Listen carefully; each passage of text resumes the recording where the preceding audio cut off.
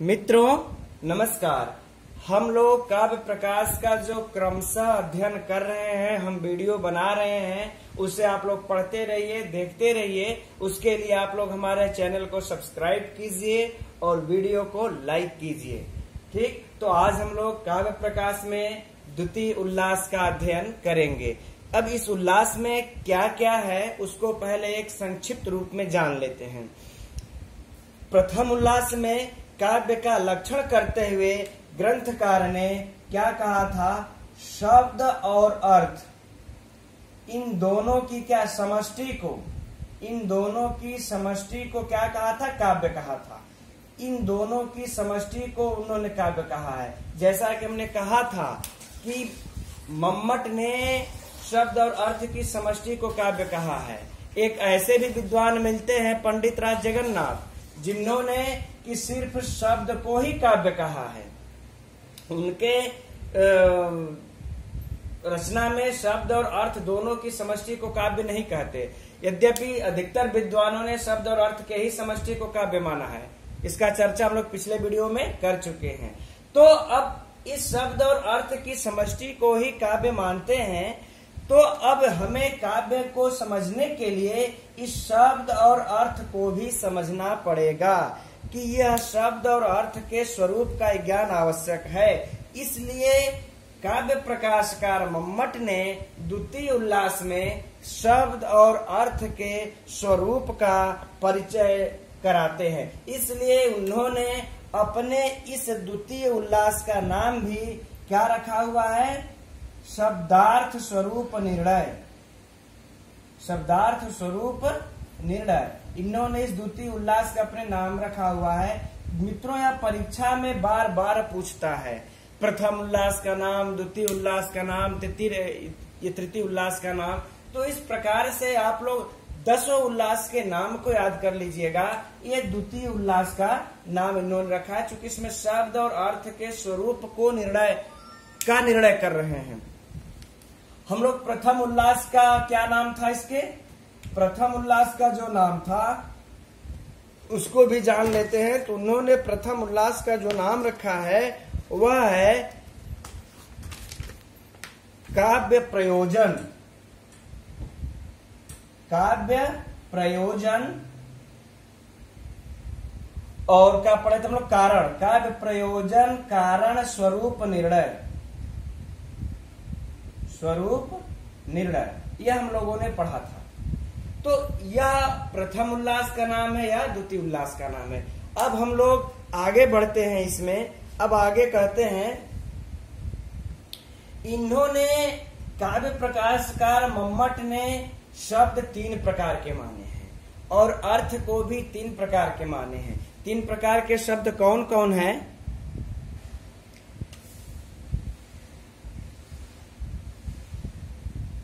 शब्द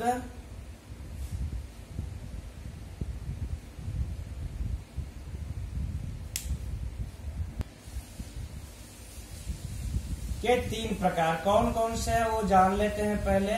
तो कहते हैं एक वाचक, एक लक्षक और एक व्यंजक। यह इन्होंने 3 प्रकार के शब्द माने हैं। अब अर्थ भी 3 प्रकार के माने हैं। अर्थ के 3 प्रकार।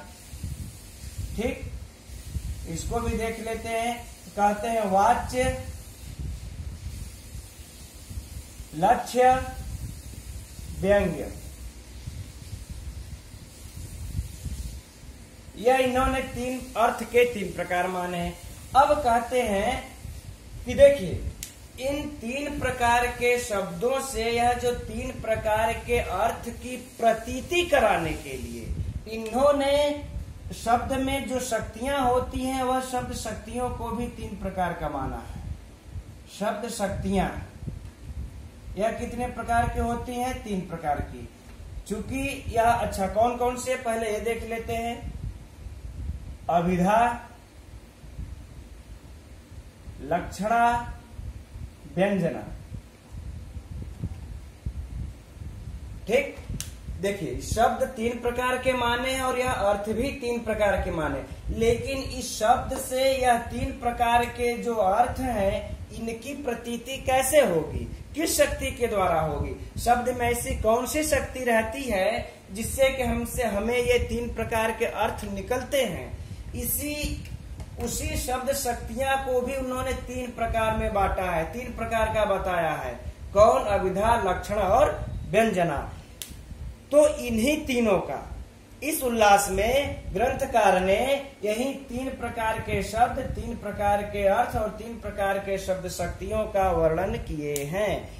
हम लोग इसी का अध्ययन करेंगे, जिसमें सबसे पहले शब्द के जो 3 प्रकार बताए हैं उसका अध्ययन करेंगे। आइए पहले उस 3 प्रकार के शब्दों को देखते हैं। कहते हैं सूत्र 5 में शब्द के प्रकार को बताते हुए कहते हैं स्याद्वाचको लाक्षणिकः शब्दोत्र व्यंजकस्त्रिधा। कहते हैं शब्दोत्र अत्र मतलब यहाँ, कहाँ, तो इसके लिए वृत्तिम कहते अत्रेति काव्य। अत्र मने यहाँ, कहाँ, अत्रेति काव्य अर्थात काव्य में, अर्थात काव्य में। काव्य में क्यों कहते हैं हम अभी आगे समझाएंगे इसको, लेकिन अत्रे मने अर्थात काव्य में। ठीक, तो यहाँ काव्य में, अब हम लोग यहाँ कह सकते हैं यहाँ अर्थात कहाँ, तो काव्य में।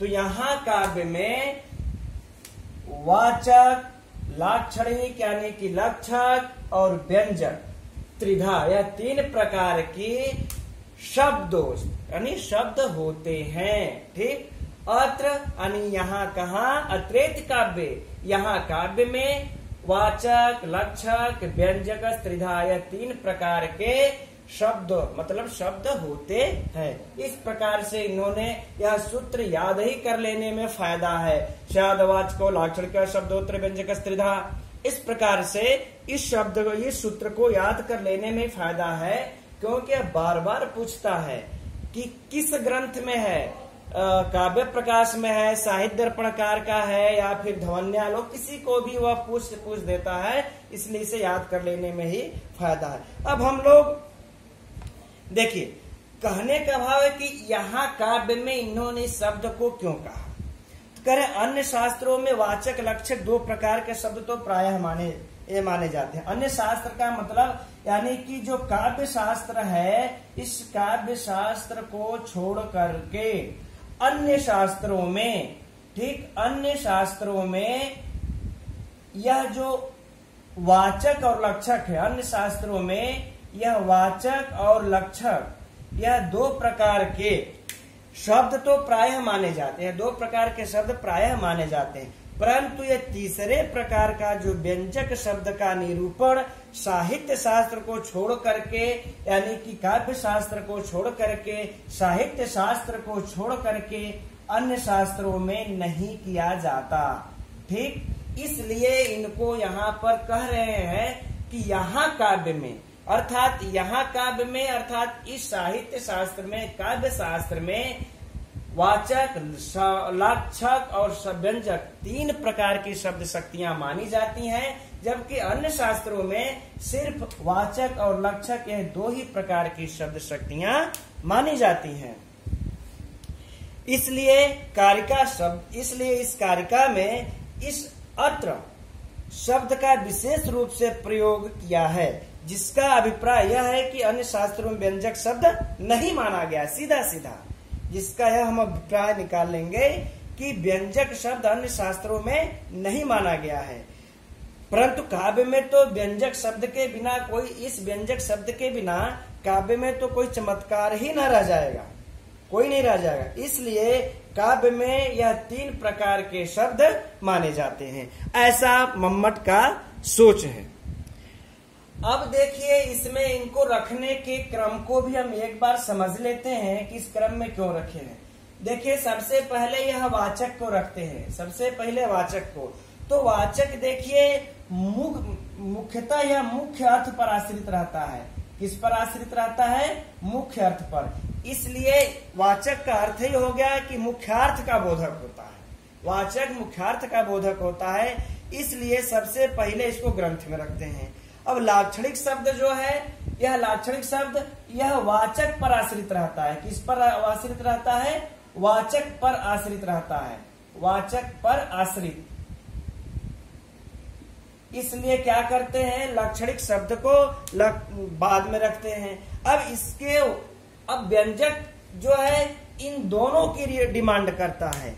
जो हमारा यह व्यंजक शब्द है इन दोनों की अपेक्षा रखता है, इसलिए इसको यह तीसरे नंबर पर रखते हैं। अर्थात व्यंजक शब्द, वाचक और लक्षक इन दोनों शब्दों की यह अपेक्षा करता है, इसलिए इसको बाद में रखते हैं। अब हमें यहाँ पर एक बहुत ही महत्वपूर्ण ध्यान देने योग्य जो बात है मित्रों, वह यह है कि यह जो तीन हम जो यह देख रहे हैं, वाचक, लक्षक, व्यंजक, यह शब्दों की उपाधियों का नाम है। यह शब्दों की उपाधियों का नाम है ना, उपाधियों का नाम है। ऐसा नहीं समझ लेना है हमें कि यह शब्द के प्रकार है, यानी कि शब्दों के प्रकार हैं। जैसे कि मान लेते हैं अमुक शब्द वाचक होगा, अमुक शब्द लाक्षणिक होगा, अमुक शब्द व्यंजक होगा। ऐसा बिल्कुल नहीं है, यह इनके उपाधियों के नाम है। जिस प्रकार से एक ही व्यक्ति, मान लेते हैं कोई राम नाम का व्यक्ति है, यह कभी देखिए वाचक भी हो सकता है, यह कभी पाठक भी हो सकता है, यह कभी जो है कि मान लेते अध्यापक भी हो सकता है, गुरु भी हो सकता है। इसकी उपाधियां, राम तो व्यक्ति एक ही है, इसकी उपाधियां जैसे कि अलग अलग है ना, ठीक उसी प्रकार से शब्द एक ही रहेगा, लेकिन उसकी उपाधियां ये हैं, वाचक, लक्षक और व्यंजक, अलग अलग इनकी उपाधियां हैं। इसलिए हमें ये जो है तीनों प्रकार, इनको शब्द के प्रकार नहीं समझना चाहिए कि फला फला शब्द वाचक के अंतर्गत आएंगे और फला फला शब्द लक्षक के अंतर्गत आएंगे और ये फला फला शब्द जो है व्यंजक के अंतर्गत आएंगे। ऐसी बात बिल्कुल नहीं है, इसलिए हमें इस बात को ध्यान रखना होगा। अब इन शब्दों के प्रकार के जानने के बाद अब हम लोग अर्थों के प्रकार को आइए पढ़ते हैं। अब शब्दों के अर्थ का यह प्रकार बताते हुए सूत्र में लिखते हैं, 6वें सूत्र में, वाच्यादय तदर्था स्युः। वाच्य आदि, वाच्य आदि मतलब वाच्य आदि। अब यह वाच्य आदि से हम किसका बोध कराएंगे? तो नीचे वृत्ति में लिखते हैं, वाच्य आदि का मतलब हो गया कि वाच्य, लक्ष्य, व्यंग्य। वाच्य, लक्ष्य, व्यंग्य, यह तीन प्रकार के हो गए, वाच्य आदि का अर्थ हो गया। अब कहते हैं तो यहाँ पर इसका अर्थ पूरा हो जाएगा कि वाच्य, लक्ष्य, व्यंग आदि, वाच्य, लक्ष्य, व्यंग आदि, उन जो शब्दों के प्रकार को हम लोग पढ़े हैं, वाचक, लक्षक तथा व्यंजक, शब्दों के अर्थ भी तीन प्रकार के होते हैं। अर्थात जो हम लोग वाचक, लक्षक, व्यंजक जो शब्द पढ़ चुके हैं, शब्द के प्रकार, उस शब्द के प्रकार के वाच्य, लक्ष्य, व्यंग, यह तीन प्रकार के अर्थ भी माने जाते हैं या अर्थ भी होते हैं। अब आगे सूत्र में जो लिखते हैं वह है तात्पर्यार्थोपि केषुचित्। अब यह सूत्र का मित्रों बहुत ही महत्वपूर्ण है, यह परीक्षा में भी बार बार पूछता है कि यह तात्पर्यार्थोपि केषुचित् सूत्र तो है ही है, 7वां सूत्र है इस मम्मट का, इसे तो हमें याद कर लेना, यह तो परीक्षा में पूछता ही है। लेकिन है कि यह तात्पर्यार्थोपि केषुचित् यह कौन है? करें तात्पर्यार्थ भी होता है, जैसे कि हम लोग यह अर्थ के प्रकार जो हम लोगों ने जाना, यह अर्थ के प्रकार है, अर्थ के प्रकार, यह कितने हम लोगों ने पढ़ा? 3, ठीक। पहला वाच्य, दूसरा लक्ष्य, तीसरा व्यंग। करें जो चौथा है, जो चौथा अर्थ है, अर्थ जो 4 प्रकार के भी कुछ लोग मानते हैं, वह तात्पर्य नाम से इसको मानते हैं। लेकिन यह तात्पर्यार्थ चौथा जो मानते हैं वह कौन है? करे कुमारिल भट्ट के अनुयायी पार्थ सारथी मिश्र आदि, यह कौन मानते हैं? मीमांसक लोग मानते हैं, ठीक है। यह जो मीमांसक लोग मानते हैं, पहले हम लोग इसको जान लेते हैं। परीक्षा का जो प्रश्न है, मीमांसक कौन है? कुमारिल भट्ट, ठीक। और इनके अनुयायी जो हुए पार्थ सारथी मिश्र। इससे मित्रों बहुत ही प्रश्न पूछता है, इसलिए इसे तो आप लोग बिल्कुल आराम से देखिएगा, समझिएगा कि ये तात्पर्यार्थ, ऐसे परीक्षा में प्रश्न आता है कि तात्पर्यार्थ नामक चौथा अर्थ कौन मानता है, या तात्पर्य को चौथे अर्थ के रूप में कौन मानता है? मीमांसक मानते हैं। वह कौन मीमांसक है? कुमारिल भट्ट और उसके अनुयायी पार्थ सारथी मिश्र आदि, यह लोग इसे मानते हैं। देखिए, अब इसको मैं इस तरीके से समझा देता हूं आप लोगों को। यह तो 3 प्रकार के वाच्य तो मानते हैं, चौथे को मानते हैं, लेकिन आइए हम इसको मिटा करके दूसरे ढंग से समझाते हैं आपको। देखिए मित्रों, भारतीय साहित्य में शब्द बोध का विवेचन हम व्याकरण, न्याय और मीमांसा, ठीक, यह 3, यह मीमांसा मिलकर के इन 3 शास्त्रों में विशेष रूप से किया गया है।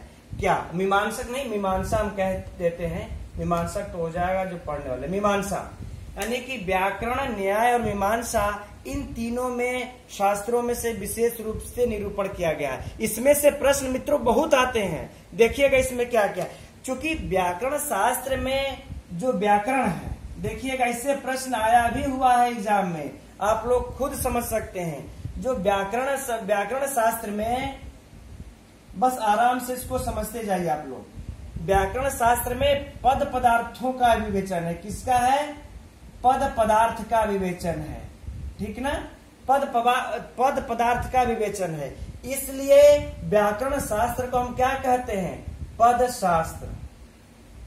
क्या कहते हैं? पद शास्त्र कहते हैं, ठीक। आगे है कि अब न्याय में देखिए, न्याय में क्या है?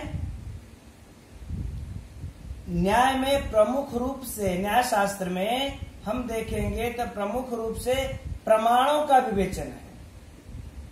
किसका विवेचन है? प्रमाणों का विवेचन है, यानी कि प्रमाण का जो विवेचन है, इसलिए हम इसको प्रमाण शास्त्र भी कहते हैं।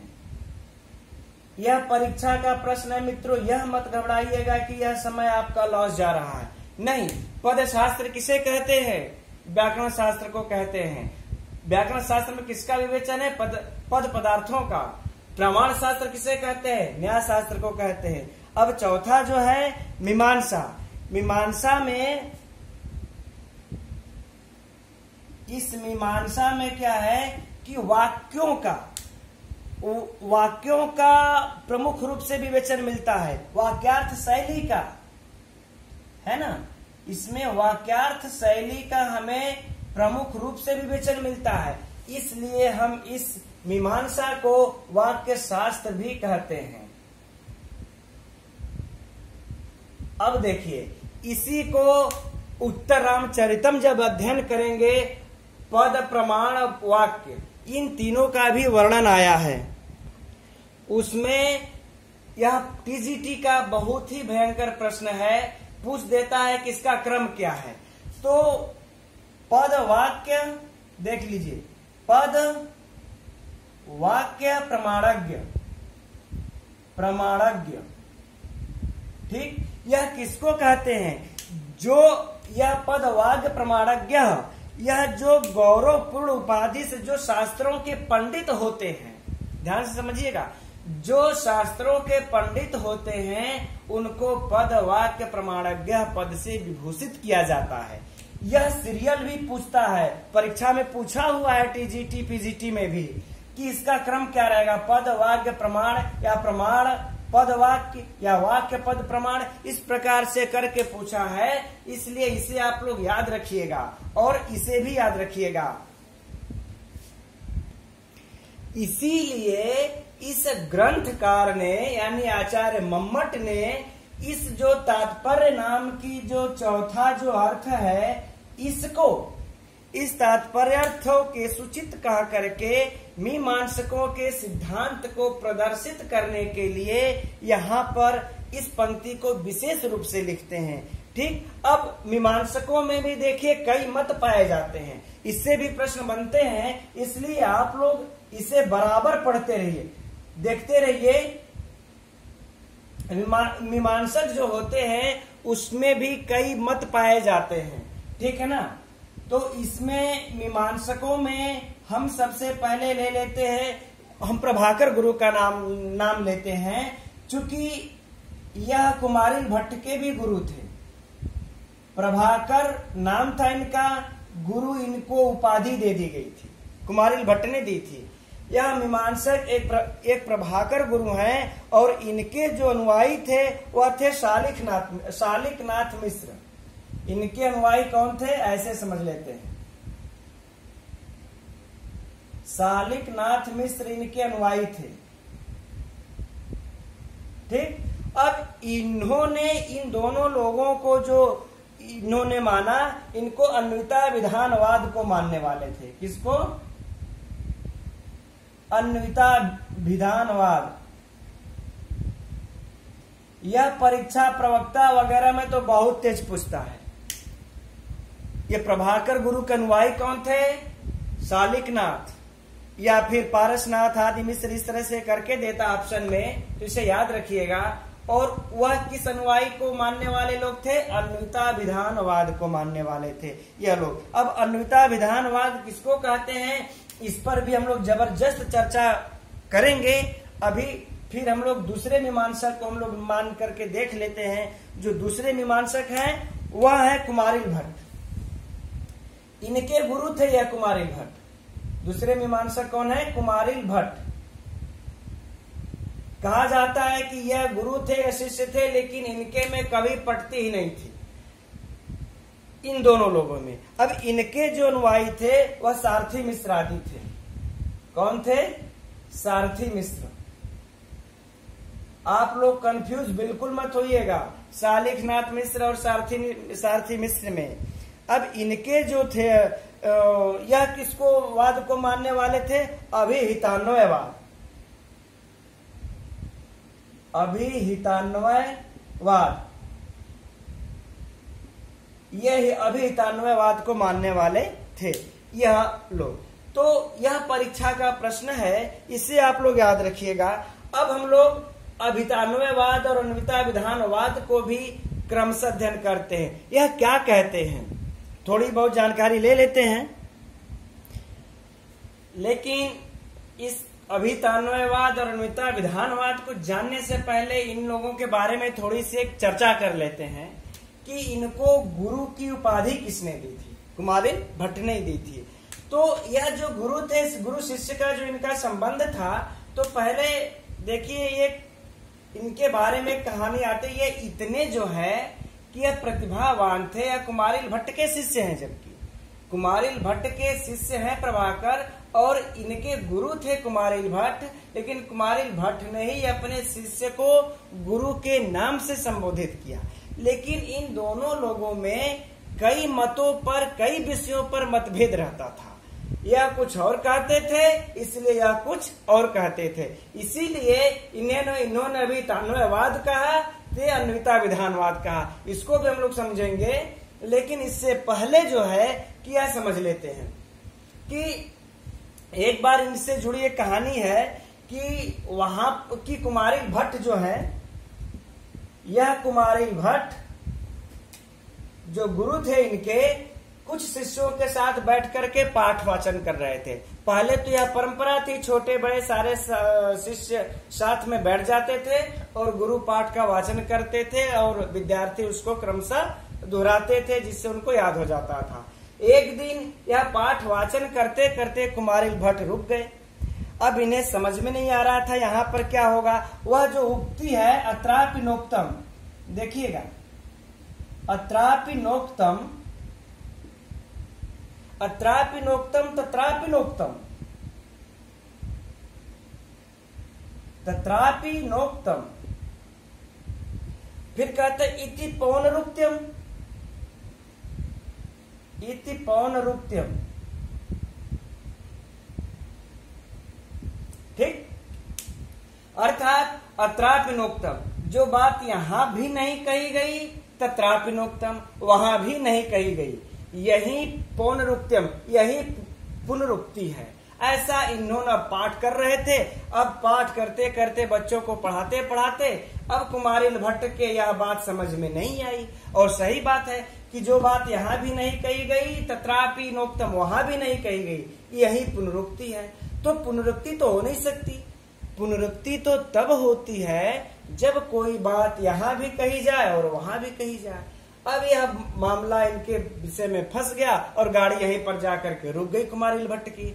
तो कुमारिल भट्ट ने क्या किया, और उसी में प्रभाकर गुरु भी बैठ करके, यह प्रभाकर भी कुमारिल भट्ट का अन्य शिष्यों के साथ पाठ सुन रहे थे बैठ करके।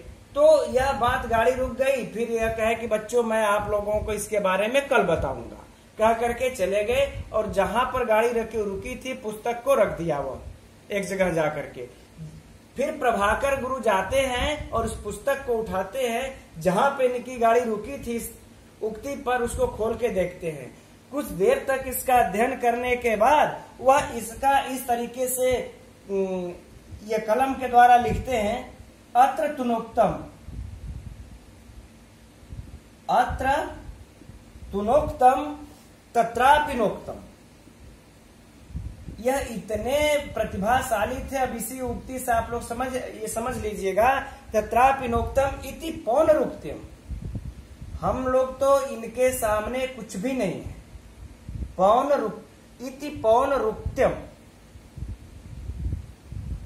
ठीक, ऐसा उन्होंने लिख दिया। अर्थात अब इसका अर्थ क्या निकल गया, अत्र तू नोक्तम। अत्र माने यहाँ, तू नोक्तम, यहाँ पर जो तू शब्द से, यहाँ पर जो बात तुना अर्थात तू शब्द से कही गई है, तत्रापि माने वही बात वहां अपि नोक्तम, वहां अपि शब्द से उक्तम, अपिना, यहाँ पर अपिना उक्तम कर देंगे, यहाँ पर तून उक्तम कर देंगे, हो गया। तो यहाँ पर जो तून उक्तम शब्द से जो बात कही गई है वही बात अपिना, अपि शब्द से वहां पर कही गई है। अब न को जो यहाँ पर नहीं अर्थ था, यहाँ पर अपिना हो गया। यहाँ पर का जो न नहीं था, यहाँ पर अपिना होकर के हो गया कि जो यहाँ पर बात तुन शब्द से कही गई वही बात वहां पर अपिना शब्द से कही गई है। इति पौनरुक्तम, इसलिए पुनरुक्ति हो गई। अब ऐसा उन्होंने लिख करके और कापी और पुस्तक और कलम वैसा ही रखे और चले गए।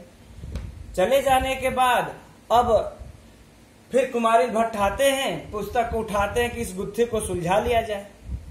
तो जैसे ही उन्होंने इस पुस्तक को उठाया तो देखा किस प्रकार से पंक्ति लिखी हुई है और वैसे ही पुस्तक और कलम को रख दिया गया है। तो कुमारिल भट्ट को यह समझते देर नहीं लगी कि यह जो उक्ति लिखा है यह कार्य किसी और का नहीं बल्कि प्रभाकर का है। तो इनकी शक्तियों से कुमारिल भट्ट, इनके जो गुरु थे, इतने प्रभावित थे कि प्रभाकर को यह गुरु की उपाधि दिए। और इसीलिए इनको आज भी इति गुरु मतम, दार्शनिक इनको आज भी गुरु मतम के नाम से संबोधित किया जाता है। और भी इनके बारे में ऐसी कई कहानियां हैं। एक बार इनके पास जो है कि और भी जैसे अतिवाहिक पिंड के सिद्धांत पर भी विवाद इनके ऊपर छिड़ गया था। लेकिन खैर चलिए, हम लोग अब उस चर्चा को कहीं पर रोकते हैं, पहले इस अर्थ को समझते हैं। लेकिन मित्रों आज अब इतना समय हो गया, अब हम लोग कल की वीडियो में अभिहितान्वयवाद और अन्विता विधानवाद का अध्ययन करेंगे। अब तब तक के लिए मित्रों नमस्कार। लेकिन आप लोग हमारे चैनल से जुड़े रहिए, इसे सब्सक्राइब कर लीजिए। मैं क्रमशः इसे इसी प्रकार से समझाता रहूंगा।